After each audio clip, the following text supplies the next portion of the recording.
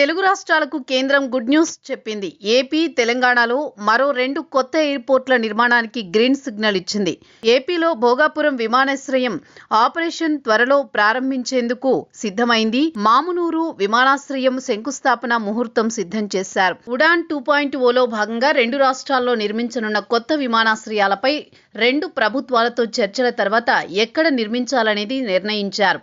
AP, తెలంగాణలో కొత్త ఎయిర్పోర్ట్లపై కేంద్రం కీలక ప్రకటన చేసింది. ఉడాన్ 2.0లో భాగంగా 2 రాష్ట్రాల్లో నిర్మించనున్న కొత్త విమానాశ్రయాలపై కేంద్ర విమానయాన శాఖ మంత్రి రామ్మోహన్ నాయుడు ప్రకటన చేశారు. ఏపీలో మరో కొత్త ఎయిర్పోర్టు పైన స్పష్టత ఇచ్చారు.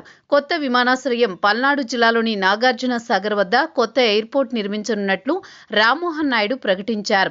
ఇక తెలంగాణలో ఆదిలాబాద్లో కూడా విమానాశ్రయం నిర్మిస్తామన్నారు.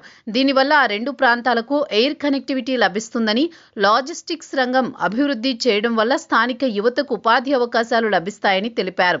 ప్రస్తుతం ఆదిలాబాద్లో ఎయిర్ ఫోర్స్ ఎయిర్ స్ట్రిప్ రక్షణ శాఖ ఆధీనంలో ఉందని, దాని పక్కన అదనపు భూమిని సేకరించి ప్రయాణికుల కోసం కొత్త ఎయిర్పోర్ట్ నిర్మిస్తామని తెలిపారు.